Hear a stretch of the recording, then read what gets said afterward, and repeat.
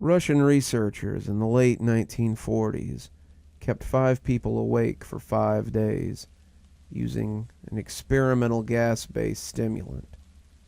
They were kept in a sealed environment to carefully monitor their oxygen intake so the gas didn't kill them, since it was toxic in high concentrations. This was before closed-circuit cameras, so they had only microphones and 5-inch thick glass porthole-sized windows in the chambers to monitor them.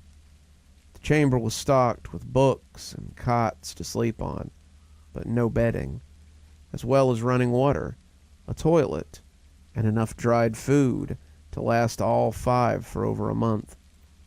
The test subjects were political prisoners, deemed enemies to the state during World War II. Everything was fine for the first 5 days. The subjects hardly complained, having been promised falsely that they would be freed if they submitted to the test and didn't sleep for 30 days. Their conversations and activities were monitored, and it was noted that they continued to talk about increasingly traumatic incidents from their past. The general tone of their conversations took on a darker aspect after the 4-day mark. After 5 days, they started to complain about the circumstances and events that led them to where they were, and started to demonstrate severe paranoia. They stopped talking to each other and began alternately whispering into the microphones and one-way mirrored portholes. Oddly, they all seemed to think that they could win the trust of the experimenters by turning over their comrades, the other subjects in captivity, with them. At first, the researchers suspected this was an effect of the gas itself. After 9 days, the first of them started to scream. He ran the length of the chamber repeatedly, yelling at the top of his lungs for 3 hours straight, at which point he continued attempting to scream, but was only able to produce occasional squeaks. The researchers postulated that he had physically torn his vocal cords. The most surprising thing about this behavior was how the other captives reacted to it, or rather, didn't react to it. They continued whispering into the microphones until the second of the captives began to scream. The 2 non-screaming captives took the books apart, smeared page after page with their own feces, and pasted them calmly over the glass portholes. The screaming promptly stopped. So did the whispering into the microphones. After 3 more days, the researchers checked the microphones hourly to make sure they were working, since they thought it impossible that no sound could be occurring with 5 people inside. The oxygen consumption in the chamber indicated that all 5 must be alive. In fact, it was the amount of oxygen 5 people would consume at a very heavy level of strenuous exercise. On the morning of the 14th, the researchers did something they said they would not do to get a reaction out of the captives. They used the intercom inside the chamber, hoping to provoke any response from the people they were afraid were either dead or in a vegetative state. They announced, "We're opening the chamber to test the microphones. Step away from the door and lie flat on the floor, or you will be shot. Compliance will earn one of you your immediate freedom." To their surprise, they heard a calm voice respond in a single phrase, "We no longer want to be free." Debate broke out amongst the researchers and the military forces funding the research project. Unable to provoke any more response using the intercom, it was finally decided that they would open the chamber at midnight on the 15th day. The chamber was flushed of the stimulant gas and filled with fresh air, and immediately voices over the microphone began to object. 3 different voices began begging, as if pleading for the life of a loved one. They pleaded for the gas to be turned back on. The chamber was opened, and the soldiers were sent in to retrieve the test subjects. They began to scream louder than ever, and so did the soldiers when they saw what was inside. 4 of the 5 subjects were still alive, although no one could rightly call the state that any of them were in alive. The food rations past day 5 had never been so much as touched. There were chunks of meat from the dead test subject's thigh and chest, stuffed into the drains in the center of the chamber, blocking it and allowing 4 inches of water to accumulate on the floor. Precisely how much of the water on the floor was actually blood was never determined. All 4 survivors also had large portions of muscle and skin torn away from their bodies. The destruction of flesh had exposed bones on their fingertips and indicated that the wounds were inflicted by hand, not with teeth, as the researchers initially had thought. Closer examination of the position and angles of the wounds indicated that most, if not all of them, were self-inflicted. The abdominal organs below the rib cage of all 4 test subjects had been removed, while the heart, lungs, and diaphragm remained in place. The skin and most of the muscles attached to the ribs had been ripped away, exposing the lungs through the rib cage. All the blood vessels and organs remained intact, but had been taken out and laid on the floor, fanning out around the eviscerated but still living bodies of the subjects. The digestive tract of all 4 could be seen working, digesting food. It quickly became apparent that what they had digested was their own flesh that they had ripped off and eaten over the course of days. Most of the soldiers were Russian special operatives at the facility, but still, many refused to return to the chamber to remove the test subjects. The subjects themselves continued to scream to be left in the chamber and begged and demanded that the gas be turned back on, lest they fall asleep. To everyone's surprise, the test subjects put up a fierce fight in the process of being removed from the chamber. One of the Russian soldiers died from having his throat ripped out. Another was gravely injured by having his testicles ripped off and an artery in his leg severed by one of the subject's teeth. Another 5 of the soldiers lost their lives, if you count the one that committed suicide in the weeks following the incident. In the struggle, one of the 4 living subjects had his spleen ruptured and bled out almost immediately. The medical researchers attempted to sedate him, but this proved impossible. He was injected with more than 10 times the human dose of morphine derivative and still fought like a cornered animal, breaking the ribs and arm of one doctor.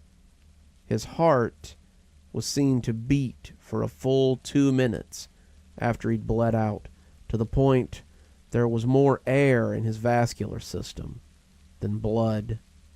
Even after it stopped, he continued to scream and flail for another 3 minutes, struggling to attack anyone within reach and just repeating the word more over and over, weaker and weaker, until he finally fell silent. The surviving 3 test subjects were heavily restrained and moved to a medical facility, the 2 with intact vocal cords continuously begging for the gas, demanding to be kept alive. The most injured of the 3 was taken to the only surgical operating room that the facility had. In the process of preparing the subject to have his organs placed back within his body, it was found that he was effectively immune to the sedatives that they had given him to prepare for surgery. He fought furiously against his restraints when the anesthetic gas was brought out to put him under.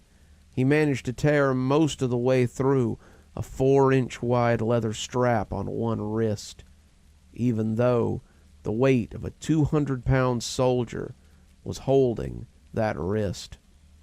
It took only a little more anesthetic than normal to put him under, and the instant his eyelids fluttered and closed, his heart stopped. In the autopsy of the test subject that had died on the operating table, it was found that his blood had triple the normal levels of oxygen. The muscles that were still attached to his skeleton were badly torn, and he had broken 9 bones in his struggle to not be subdued. Most of them were from the force of his own muscles that they had extended on them. The second survivor had been the first of the group to start screaming. His vocal cords were destroyed. He was unable to beg or object to surgery, and he only reacted by shaking his head violently in disapproval when the anesthetic gas was brought near him. He shook his head, yes, when someone suggested reluctantly that they should try the surgery without anesthetic, and did not react for the entire 6-hour procedure of replacing his abdominal organs and attempting to cover them with what remained of his skin. The surgeon presiding stated repeatedly that it should not be medically possible for the patient to still be alive. One terrified nurse assisted the surgery stated that she had seen the subject's mouth curl into a smile several times whenever his eyes met hers. When the surgery ended, the subject looked at the surgeon and began to wheeze loudly, attempting to talk while struggling. Assuming this must be something of drastic importance, the surgeon had a pen and pad fetched so the patient could write his message. It was simple. Keep cutting. The other 2 test subjects were given the same surgery, both without anesthetic as well, although they had to be injected with a paralytic for the duration of the operation. The surgeon found it impossible to perform the operation while the patients laughed continuously. Once paralyzed, the subjects could only follow the attending researcher with their eyes. The paralytic cleared their system in an abnormally short period of time, and they were soon trying to escape their bonds. The moment they could speak, they were again asking for the stimulant gas. The researchers tried asking them why they had injured themselves, why they had ripped out their own guts, and why they wanted to be given the gas again. Only one response was given: I must remain awake. All 3 subjects restrained were reinforced as they were placed back into the chamber, awaiting determination as to what should be done with them. The researchers, facing the wrath of their military benefactors for having failed the stated goals of the project, considered euthanizing the surviving subjects. The commanding officer, an ex-KGB, instead saw potential and wanted to see what would happen if they were put back on the gas. The researchers strongly objected, but they were overruled. In preparation for being sealed in the chamber again, the subjects were connected to an EEG monitor and had their restraints padded for long-term confinement. To everyone's surprise, all 3 stopped struggling the moment it was let slip that they were going back on the gas. It was obvious that, at this point, all 3 were putting up a great struggle to stay awake. One of the subjects that could speak was humming loudly and continuously. The mute subject was straining his legs against the leather bonds with all his might. First left, then right, then left again for something to focus on. The remaining subject was holding his head off his pillow and blinking rapidly. Having been the first to be wired to the EEG machine, most of the researchers were monitoring his brain waves in surprise. They were normal, most of the time, but sometimes flatlined inexplicably. It looked as if he were repeatedly suffering brain death before returning to normal. As they focused on the paper scrolling out of the brainwave monitor, only one nurse saw the man's eyes slip shut at the same moment his head hit the pillow. His brainwaves immediately changed to that of deep sleep, then flatlined for the last time as his heart simultaneously stopped. The only remaining subject that could speak started screaming to be sealed in now. His brainwaves showed the same flat line as the one that had just died while falling asleep. The commander gave the order to seal the chamber with both subjects inside, as well as 3 researchers. One of the named 3 immediately drew his gun and shot the commander point blank between the eyes, then turned the gun on the mute subject and blew his brains out as well. He pointed the gun at the remaining subject, still restrained to a bed, as the remains of the members of the medical and research team fled the room. "I won't be locked in here with these things. Not with you," he screamed at the man strapped to the table. "What are you? I must know," he demanded. The subject smiled. "Have you forgotten so easily?" the subject asked. "We are you. We are the madness that lurks within you, begging to be free at every moment in your deepest animal mind. We are what you hide from in your beds every night. We are what you sedate into silence and paralyze when you go to the nocturnal haven where we cannot tread." The researcher paused, then aimed at the subject's heart and fired. The EEG flatlined as the subject weakly croaked out, "So nearly free."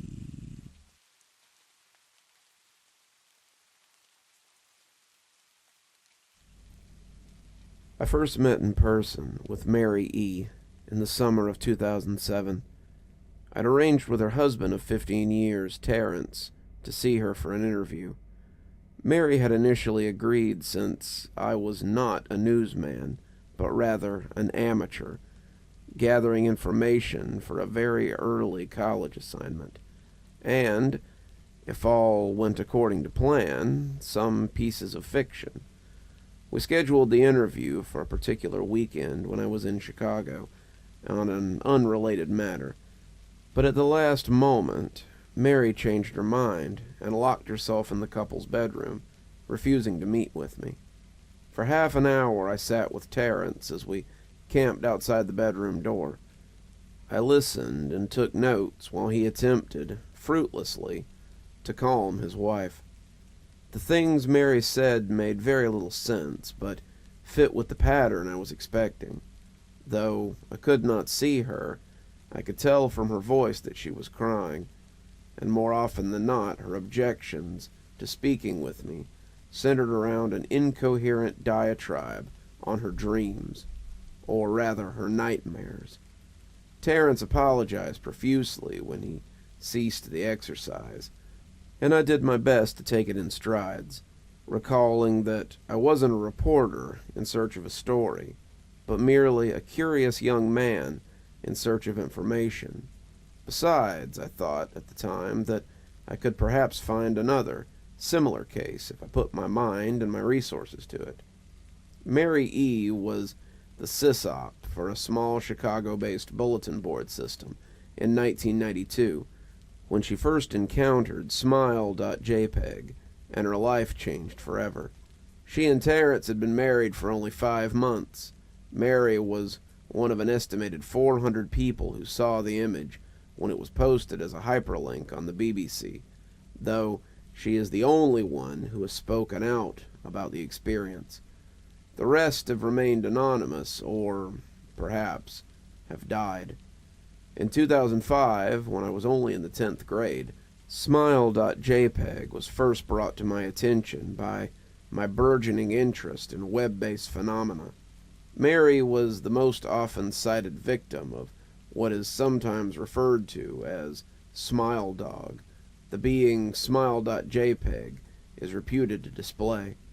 What caught my interest, other than the obvious macabre elements of the cyber legend and my proclivity towards such things, was the sheer lack of information, usually to the point that people don't believe it even exists, other than as a rumor or maybe as a hoax. It is unique because, though the entire phenomenon centers around a picture file, that file is nowhere to be found on the internet. Certainly, many bits of photo-manipulated simulacrum litter the web, showing up with the most frequency on sites such as image boards like 4chan, particularly the X-Focused Paranormal subboard. They are suspected as fakes because they do not have the same effect the true Smile.jpg is believed to have, namely, sudden onset temporal lobe epilepsy and acute anxiety. This purported reaction in the viewer is one of the reasons the phantom-like Smile.jpg is regarded with such disdain, since it is patently absurd. Still, depending on whom you ask, the reluctance to acknowledge the Smile.jpg's existence might be just as much out of fear as it is out of disbelief. Neither Smile.jpg nor Smile.dog is mentioned anywhere on Wikipedia, though the website features articles on such other, perhaps more scandalous shock sites, such as Hello.jpg or Two Girls, One Cup. Any attempt to create a page pertaining to Smile.jpg is similarly deleted by any of the encyclopedia's many admins. Encounters with Smile.jpg are the stuff of internet legend. Mary E.'s story is not unique. There are unverified rumors of Smile.jpg showing up in the early days of Usenet, and even one persistent tale that in 2002 a hacker flooded the forums of humor and satire website Something Awful with a deluge of Smile.dog pictures, rendering almost half the forum users at the time epileptic. It is also said that the mid to late 90s saw Smile.jpg circulate on Usenet as an attachment of a chain email with the subject line, "Smile, God loves you." Yet, despite the huge exposure these stunts would generate, there are very few people who admit to having experienced any of them, and no trace of the file or any links have ever been discovered.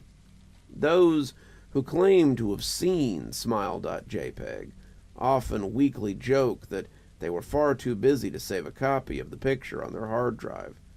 However, all alleged victims offer the same description of the photo: a dog-like creature, usually described as appearing similar to a Siberian husky, illuminated by the flash of a camera, sitting in a dim room, the only background detail that is visible being a human hand extended from the darkness near the left side of the frame. The hand is empty, but is usually described as beckoning. Of course, most attention is given to the dog, or dog creature, as some victims are more certain than others about what they claim to have seen. The muzzle of the beast is reputedly split in a wide grin, revealing 2 rows of very white, very straight, very sharp, very human-looking teeth. This is, of course, not a description given immediately after viewing the picture, but rather a recollection of the victims, who claim to have seen the picture endlessly, repeating in their mind's eye during the time that they are in reality having an epileptic fit. These fits are reported to continue indeterminately, often while the victims sleep, resulting in very vivid and disturbing nightmares. These may be treated with medication, though in some cases it's more effective than others. Mary E., I assumed, was not on the effective medication. That was why, after my visit to her apartment in 2007, I sent out feelers to several folklore and urban legend-oriented news groups, websites, and mailing lists, hoping to find the name of a supposed victim of Smile.jpg who felt more interested in talking about their experience. For a time, nothing happened, and at length I forgot completely about my pursuits, since I'd begun my freshman year of college and was quite busy. Mary contacted me via email, however, near the beginning of 2008. To jml@*.com from marye@*.net. Subject, last summer's interview. Dear Mr. L., I'm incredibly sorry about my behavior last summer when you came to interview me. I hope you understand that it was no fault of yours, but rather my own problem that led me to act out as I did. I realize that I could have handled the situation with more decorum. However, I hope you will forgive me. At the time, I was afraid. You see, for 15 years I've been haunted by Smile.jpg. Smile.dog comes to me in my sleep every night. I know that sounds silly, but it's true. This is an ineffable quality about my dreams, my nightmares, that makes them completely unlike any real dream I've ever had. I do not move and I do not speak. I simply look ahead, and the only thing ahead of me is the scene from that horrible picture. I see the beckoning hand. I see the Smile.dog. It talks to me. It's not a dog, of course, though I'm not quite sure what it really is. It tells me it will leave me alone if only I do as it asks. All I must do, it says, is spread the word. That's how it phrases its demands, and I know exactly what it means. It wants me to show it to someone else. And I could.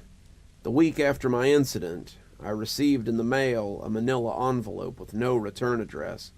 Inside was only a 3.5-inch floppy diskette.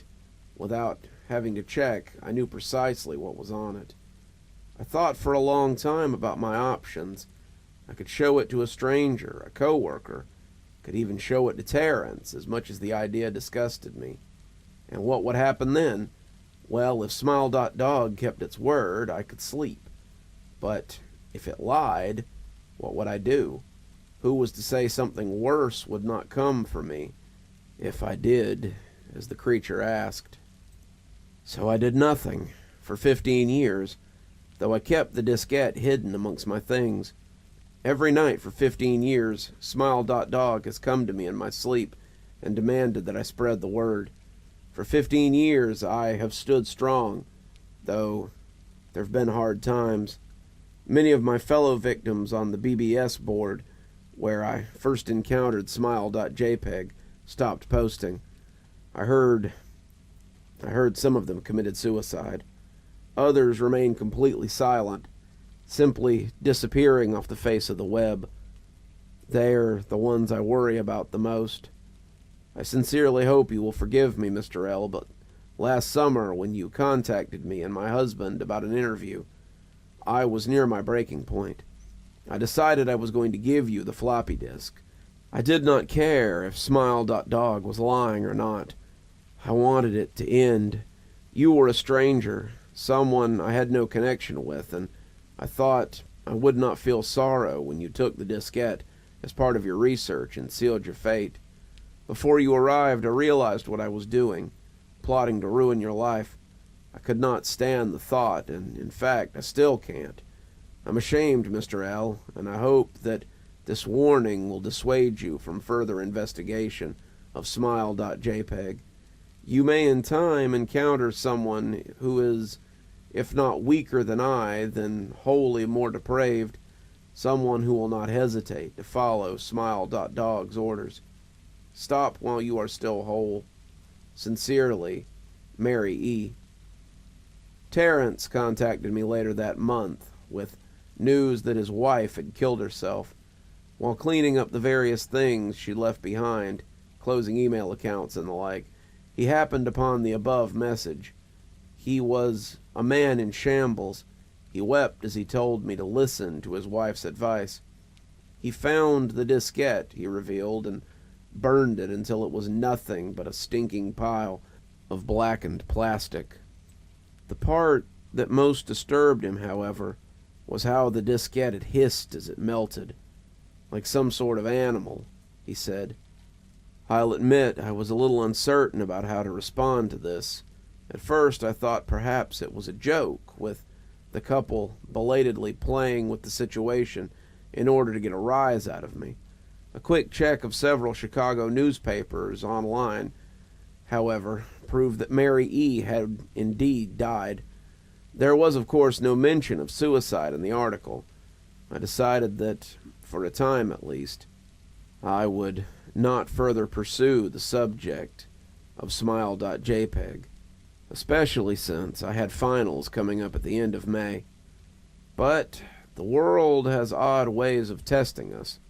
Almost a full year after I'd returned from my disastrous interview with Mary E., I received another email. To jml@*.com from Elizer82@*.com. Subject, Smile. Hello. I found your email address through a mailing list. Your profile said you're interested in Smile Dog. I have saw it. It's not as bad as everyone says. I've sent it to you. Just spreading the word. The final line chilled me to my bones. According to my email client, there was one file attachment called, naturally, Smile.jpg. I considered downloading it for some time. It was most likely a fake, I imagined, and even if it wasn't, I was never wholly convinced of Smile.jpg's peculiar powers. Mary E.'s account had shaken me, yes, but she was probably mentally unbalanced anyway. After all, how could a simple image do what Smile.jpg was said to accomplish? What sort of creature was it that could break one's mind with only the power of the eye? And if such things are patently absurd, then why did the legend exist at all?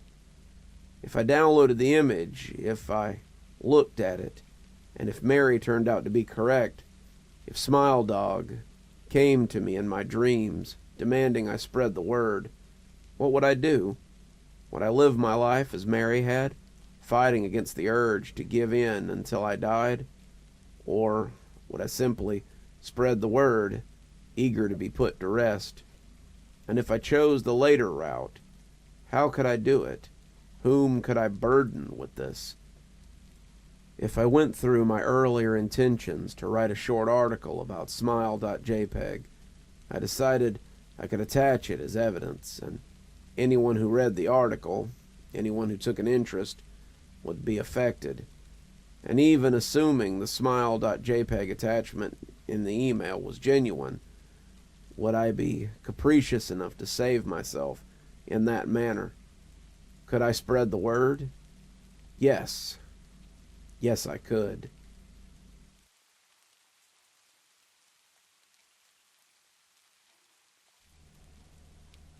During the summer of 2003, events in the northeastern United States involving a strange, human-like creature sparked brief local media interest before an apparent blackout was enacted. Little to no information was left intact, as most online and written accounts of the creature were mysteriously destroyed.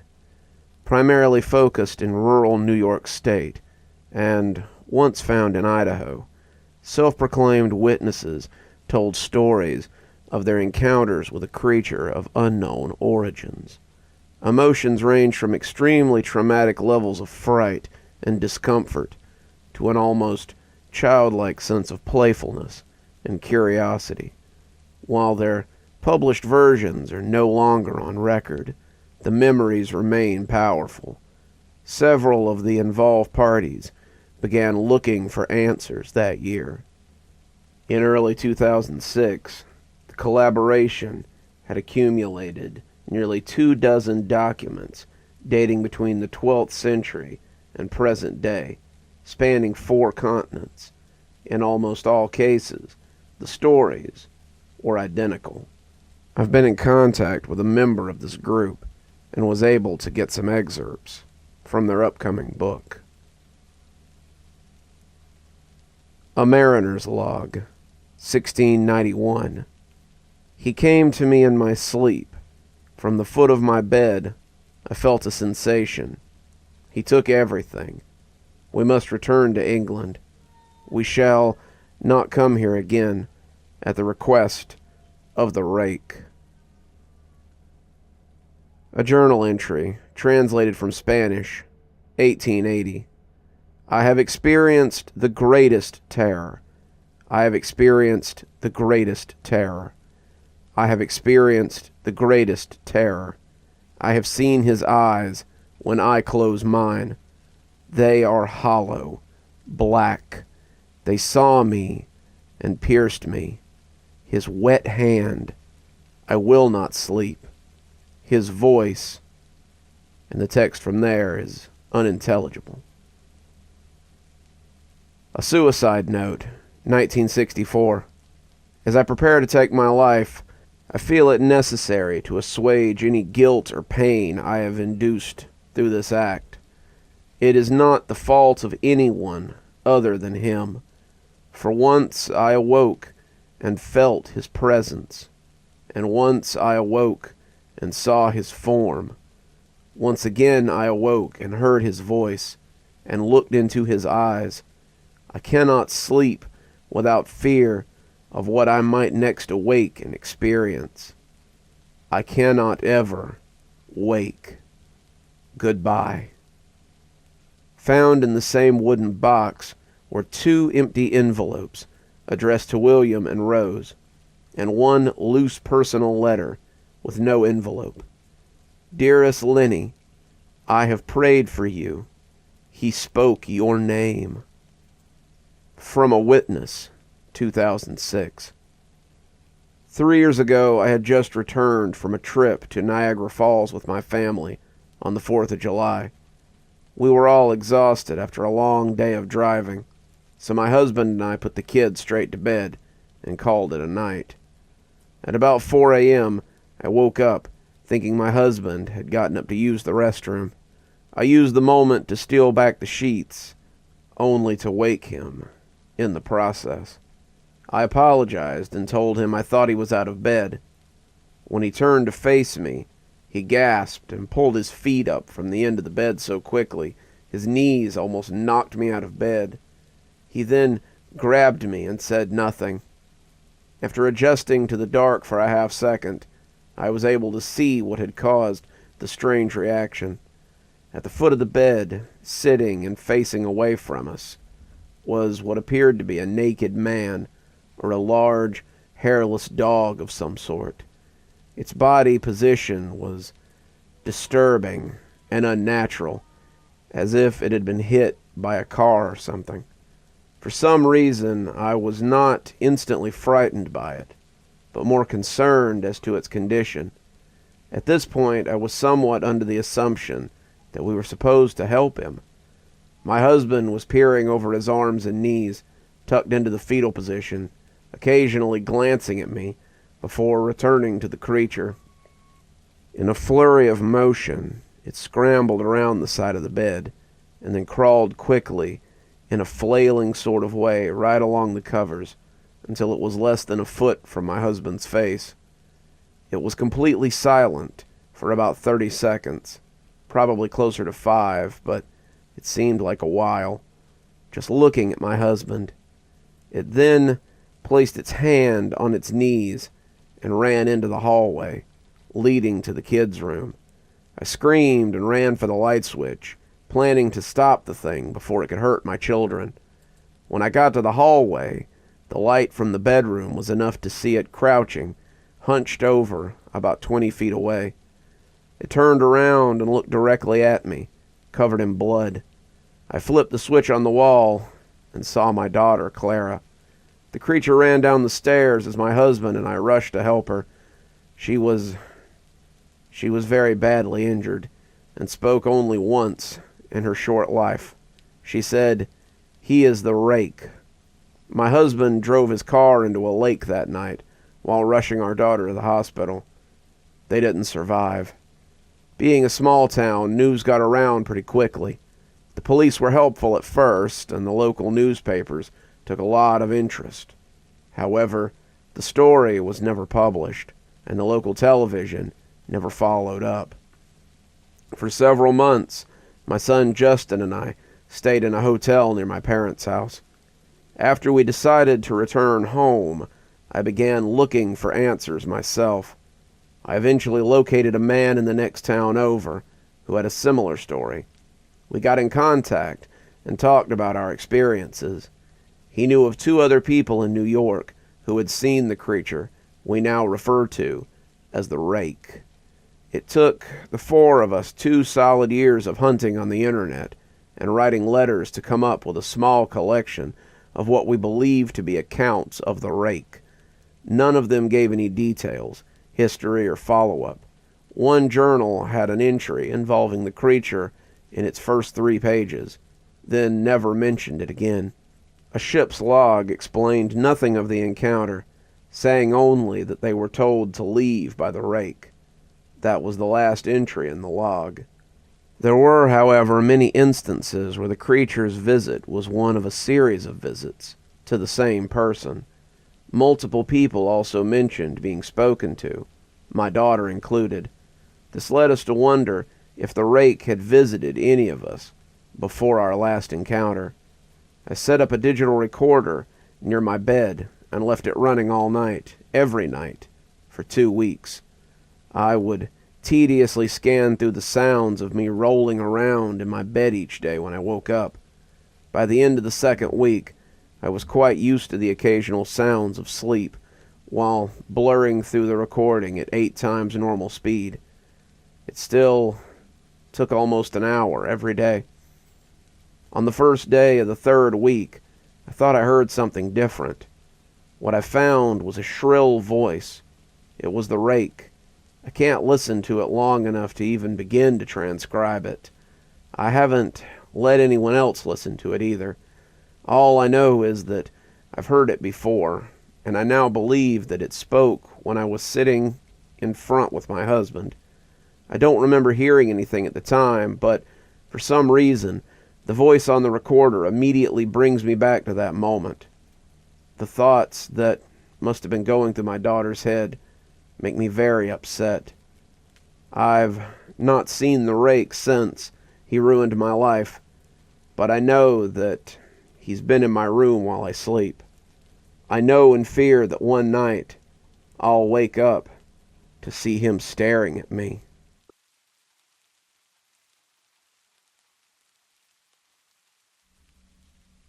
I once lived a normal life. I was a groundskeeper at a local cemetery. Wasn't the best job, but hey, paid the bills. I lived alone in an apartment complex that stood about a mile from the cemetery. I would spend my time writing short stories about the boring life and the days at the cemetery. When I worked, it was usually during the afternoon, into the twilight hours. I never would have worked at night. That place is creepy enough as it is, thank you very much. I stayed far away from it during the night. It was always the same routine. Show up at the cemetery, gather my tools, go out and pick up trash and tidy up gravestones till it started to get dark. Then go home and do whatever. Nothing special. The routine continued for 1.5 years, ever since the day I got the job. Not once did I ever run into anything spooky, like you'd see in those cheesy horror movies. There was never any black cats or curses, and certainly no zombies crawling out of the ground to eat my brains. However, there was one day that would change my life forever. The day I saw him, or rather it. The day I saw the Slender Man. Started off like any other day. I walked to the cemetery, got my tools, and headed out to pick up trash. But something felt different that day. It was hard to explain, but I felt as though I was being watched. I would constantly look around, nervous, only to find there was nothing there. The only sound I heard were birds chirping in the trees and the occasional car that passed by. So I spent the entire day on edge, something in the back of my mind telling me that there was something else with me in the cemetery. At the end of my shift, as I headed back to put my tools away for the night, I noticed that the birds were gone. There were no cars passing by anymore. Everything was eerily quiet. Just then, I saw what appeared to be a man standing about 100 feet from me. From what I could see, he was abnormally tall and wore a black suit jacket with a white shirt and a black tie. Because it was beginning to get dark, I couldn't see his face very well, so I couldn't tell if it was someone familiar. I called out to him, but he didn't move. He just stood there, like a statue. I began to walk towards him, accidentally dropping my tools along the way. I bent down to pick them up, and when I looked to where the man was, he was gone. There was no sign of him anywhere. I scratched my head and shook it off, thinking that I was just seeing things because I was overworked.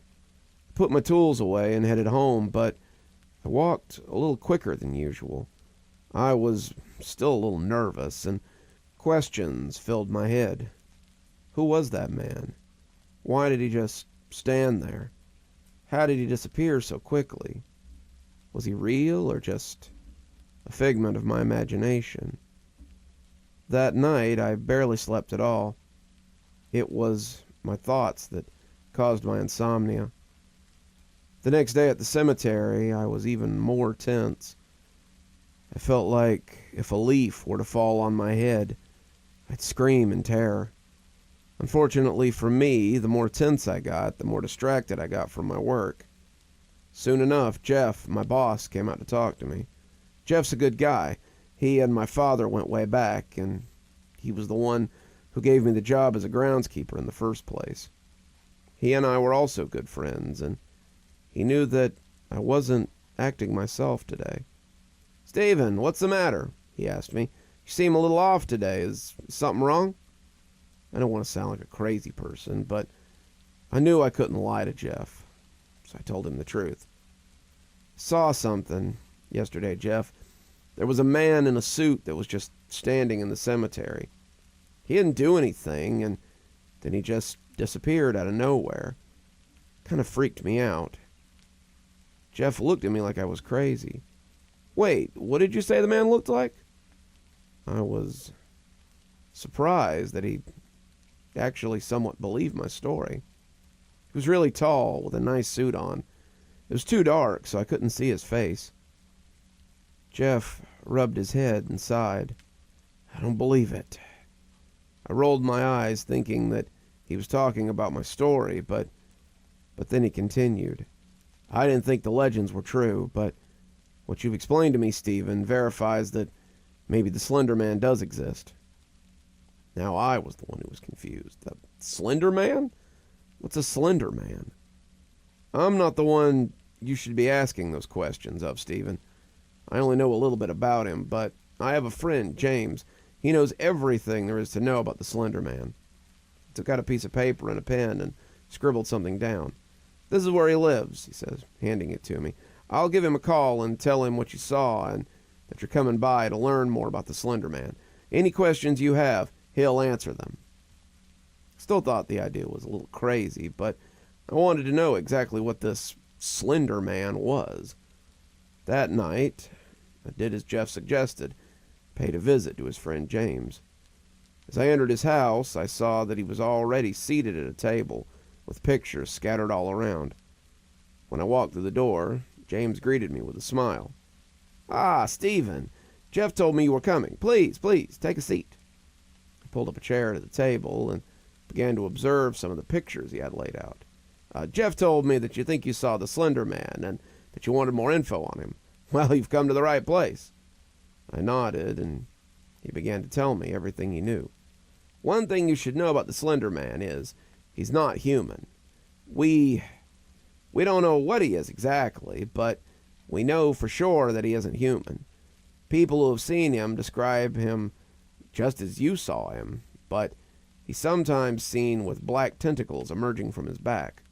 He's a fearsome creature, and kills most likely for fun.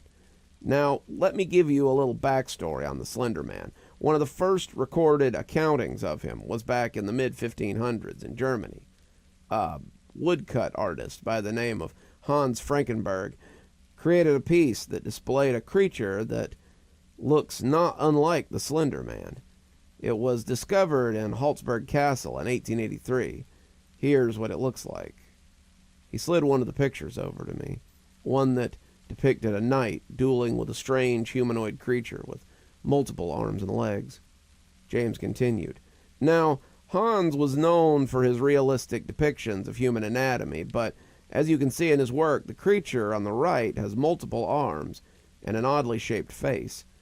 This work differs greatly from all his other works. I was intrigued at the amount of knowledge that James had, but he wasn't quite finished. He slid another picture over to me, this one showing several children as they frolicked in a playground.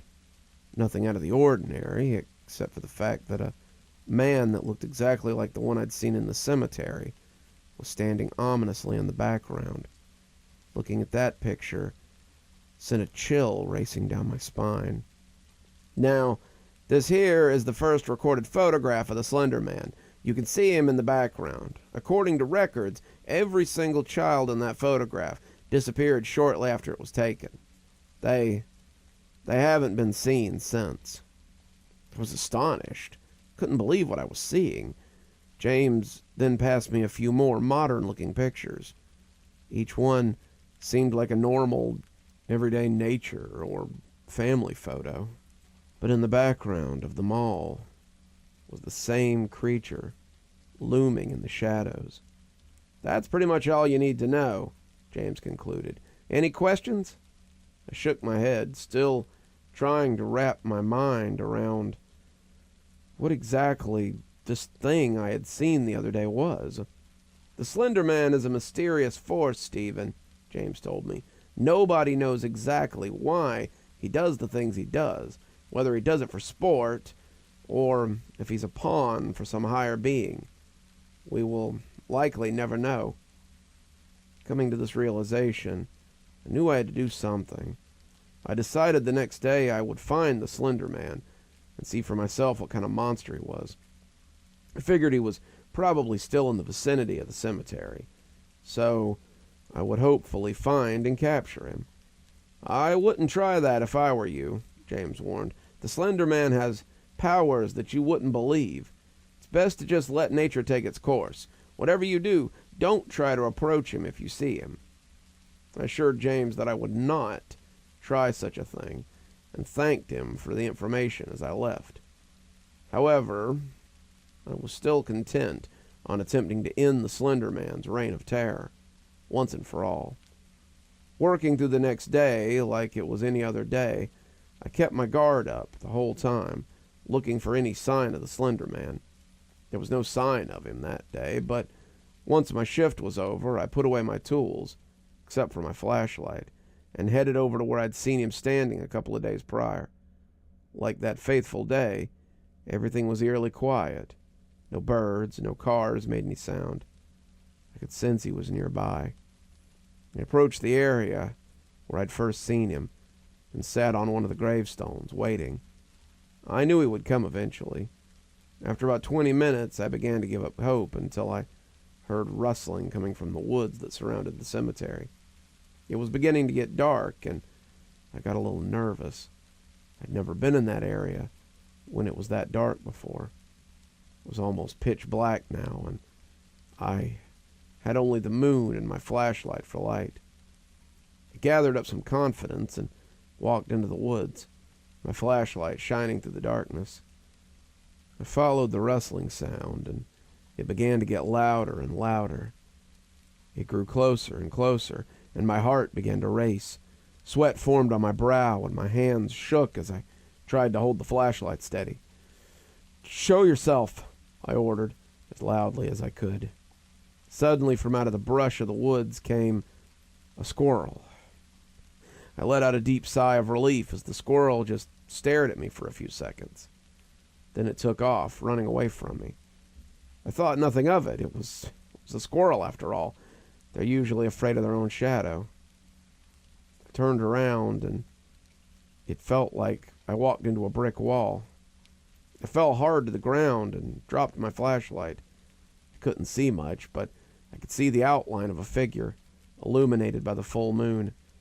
I stumbled around like a madman, grabbing for my flashlight. I found it and shone it at the figure. I started at its legs and moved the light up its body. When I hit its torso, I saw that it was wearing a suit and tie. I swear, I felt my heart stop for a moment. I shined the light up at its face and gasped in horror at what I saw. This creature had no face. It looked like an empty canvas. No hair, no face, no nothing. Just a pale white head, looking down at me, as if it knew that I was there.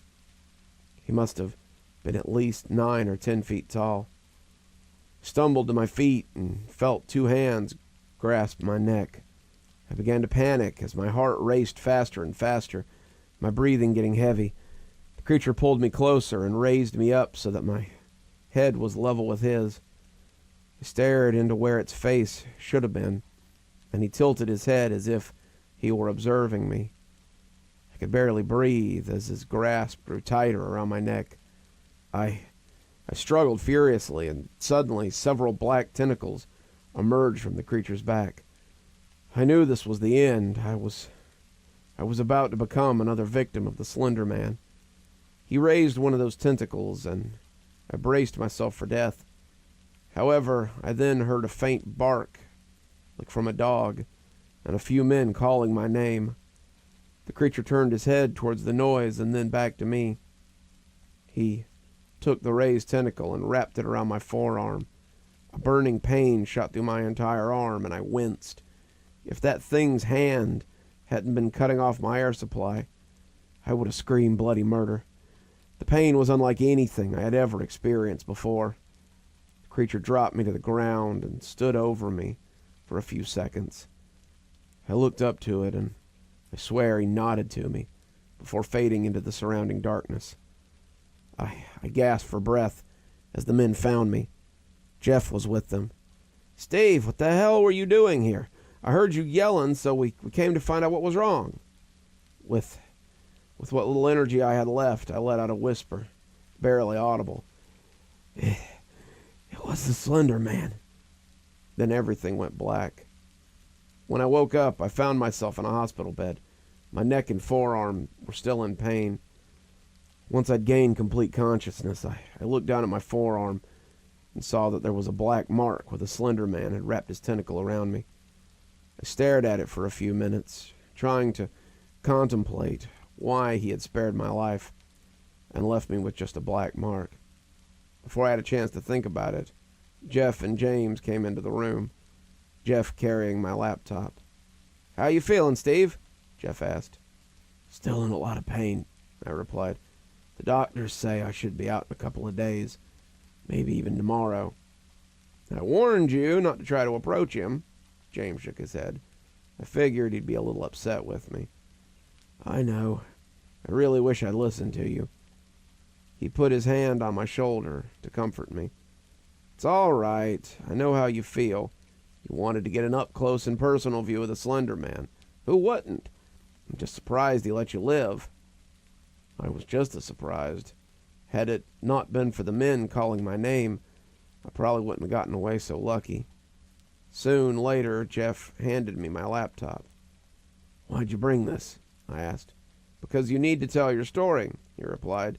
"The story about how you met and survived the Slender Man. I'm sure a lot of people are going to want to hear about it." "But who's to say anybody will believe it?" I asked skeptically. James smiled and put a hand on my shoulder. "Stephen, for every skeptic there's a believer. I'm sure someone out there will believe it. Hell, maybe there's someone who had an experience just like yours. Now get some rest before you start writing. You'll need it." The two started to walk away until I called them over. "Hey guys, why do you think he left me with this?" I showed them the black mark on my arm, and James rubbed his chin. "No idea. I've never heard of anyone reporting a case of that happening. Maybe since you were lucky enough to survive him, he gave it to you as something to remember him by." He smiled, and the two walked out of the room. I chuckled to myself at the thought, but then I realized that maybe that wasn't so crazy of an idea after all. I opened my laptop and began writing this story, my story, the story of my experience with the Slender Man. If I learned anything from that ordeal, it's that we may never know who or what the Slender Man is exactly, or where he's going to show up next. But I give this warning to you, dear readers. Beware the Slender Man.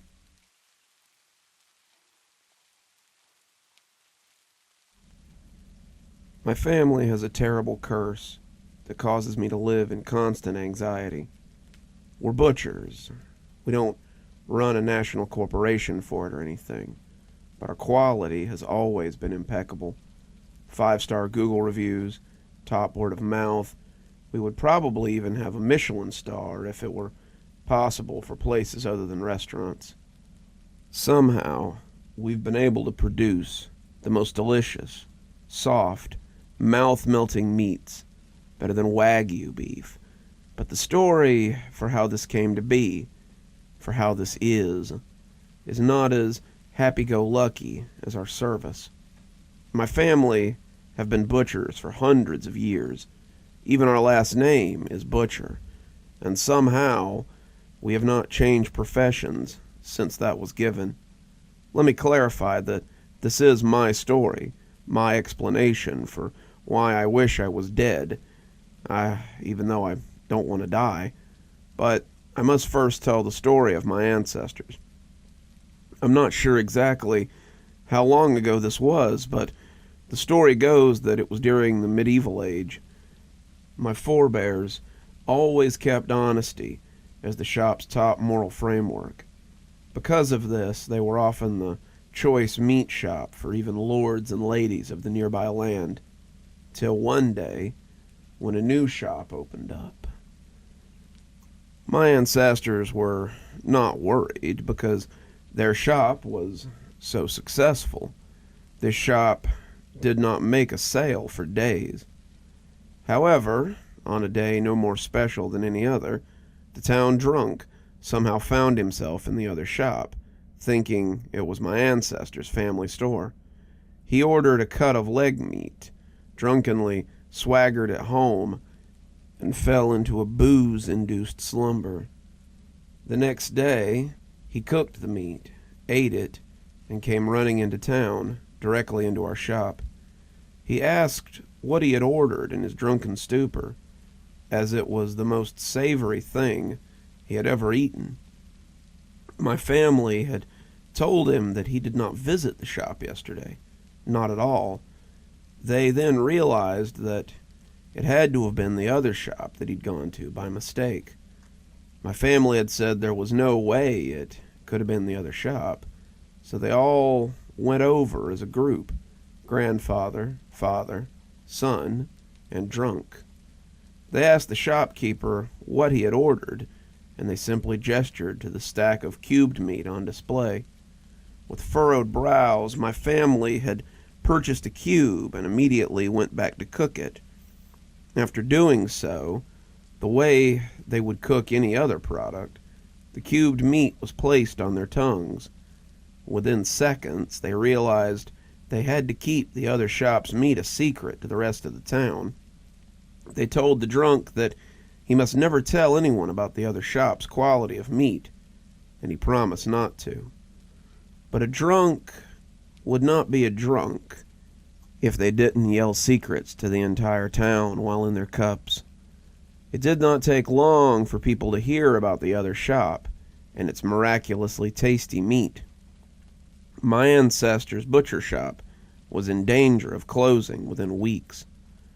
The son could not stand to see his family at such a low point, and being the youngest, he wanted to prove that he was helpful.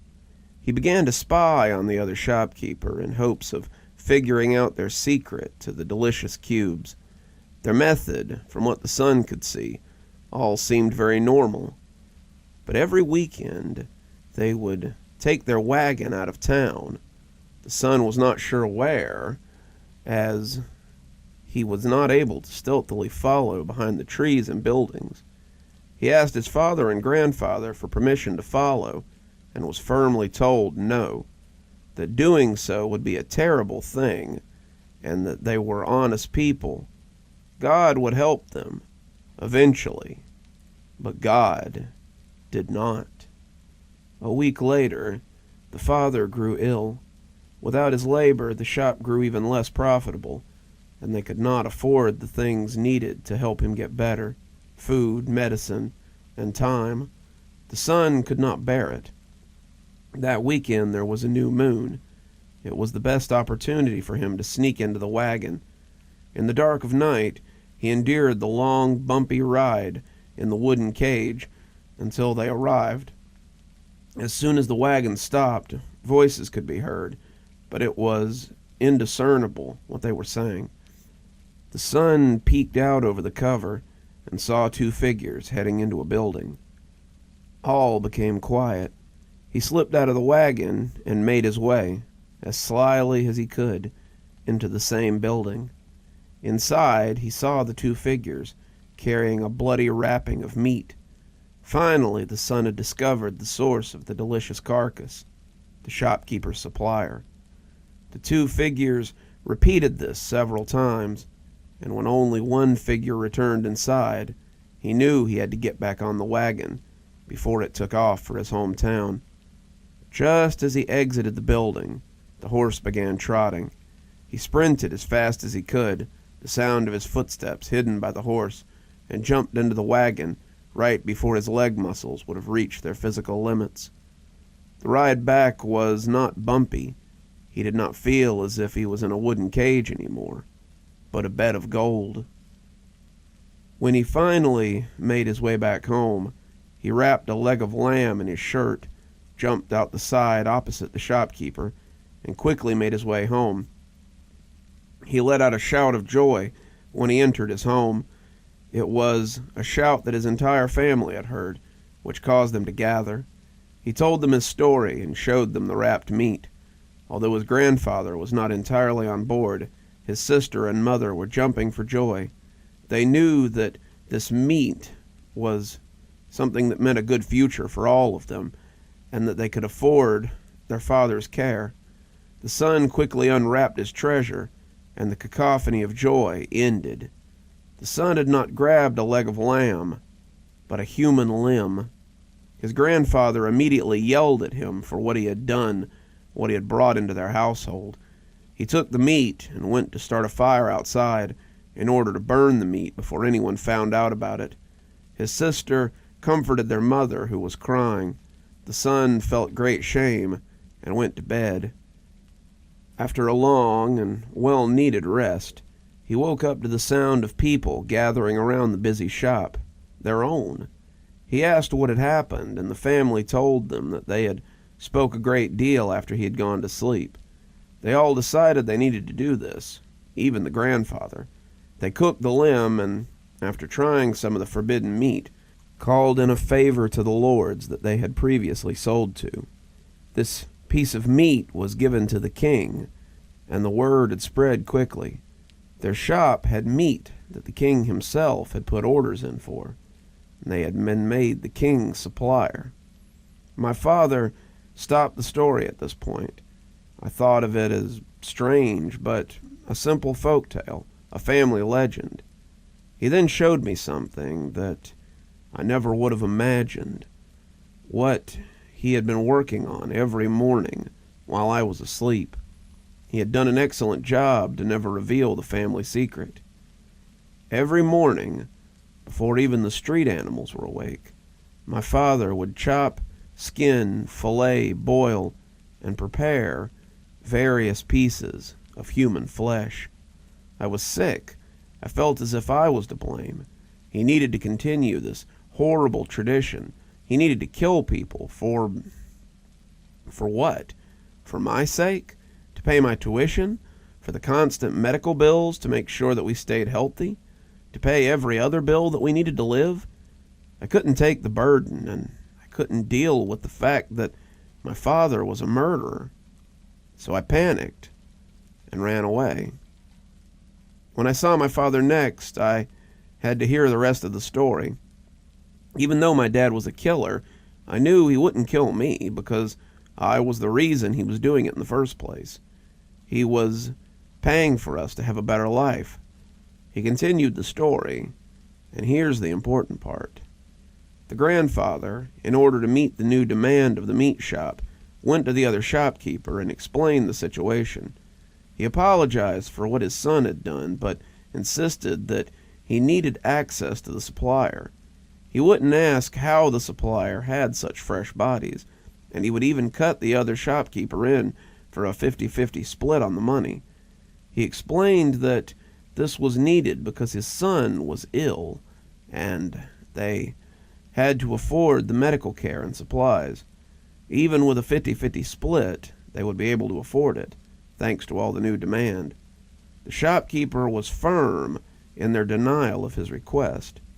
The grandfather persisted, explaining how they absolutely needed this to help his son, who was the main laborer of the family. The shopkeeper again disagreed. The grandfather asked if he could purchase all the stock the shopkeeper had right then and there, but he was denied a third time. In his desperation, he pushed the shopkeeper out of the way.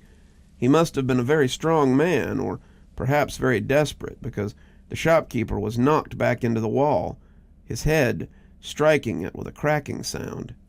My grandfather ignored this, pushing on with his mission, grabbing as many bags of meat as he could carry. As he was carrying them out of the store, the shopkeeper told him that for doing this, his wish would be granted. His son would be able to work and provide for the family for as long as his age allowed him. The grandfather, after stopping to hear this, simply turned away and continued on to his family shop.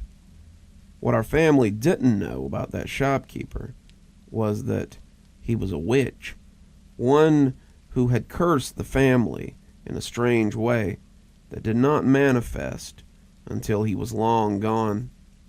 The day after the grandfather had stolen the bags of meat, his son miraculously recovered. He went from coughing up blood, having a high fever, chills and aches, to no symptoms whatsoever. But what seemed to be a blessing turned out to be a curse. The father had no symptoms of this terrible ailment for his entire life, until he became too old to continue working. The day after he retired, he felt a strange sensation in his throat. He started sweating. Mucus began dripping from his nostrils and then pouring. He began violently coughing up blood. It was said that he even exclaimed between gasps for life that his head was on fire, that it felt like his insides were being replaced by thorns, cutting him apart. He had died a most violent death. The family speculated that this must have been the witch's curse, based on what the grandfather had told them way back when he took the meat. This was apparently a fitting explanation for the time period. With the deaths of the father, they began to worry. They wondered if they too were cursed. Ultimately, possibly as a way of easing their racing minds, they decided that it was just the father who would be affected. They believed that the witch's curse was over with his death. It was not. As soon as every person stopped working, they died an incredibly grotesque death. Over the years, things were discovered about the curse, that it would happen regardless of if the person ever actually retired. Once they reached retirement age, they were at risk of the curse, giving them a horrific end. It didn't matter if they had spent their lives working until a certain point. If they tried to end their lives, the curse would take them in an even more horrific fashion than the others. If they tried to show that this would happen to anyone else, it would take them before they were able to. There was no way to avoid it or to show that it existed to those outside the family. It was eventually discovered that the accumulation of pain throughout a person's life would be inflicted 100-fold onto them whenever the curse was activated. Ancestors who had been injured in wars would receive the most extreme, unbearable, searing hot pain in the places where they were shot or stabbed. Those who had only broken bones in their lives would feel as if their bones were being ground into powder. Any scrapes would feel as if sandpaper were being rubbed over and over and over on their open flesh. The only way to avoid this was seen with those who lived simple lives, without much injury or illness. They would not experience as terrible an ending. However, this is easier said than done. To avoid all injuries, aches, pains, and more for an entire life is not an easy task. Not a single person in my lineage has died perfectly or peacefully on their deathbed. They have all died the most horrific deaths imaginable, save for the lucky few who were able to live a sheltered life. My father had explained that this was why he had always watched me like a hawk. This was why our medical bills were so high, beyond the average person's yearly checkups. He said he always tried his best to make sure I was safe and healthy growing up. But what parent doesn't? I didn't realize the gravity of the situation, and he didn't want to scare me as a child, or ruin my childhood by living a completely sheltered life. This was his way of going about this. He said that he did the best he could without jeopardizing my having a normal life. He didn't want me to live too scared to do anything. No.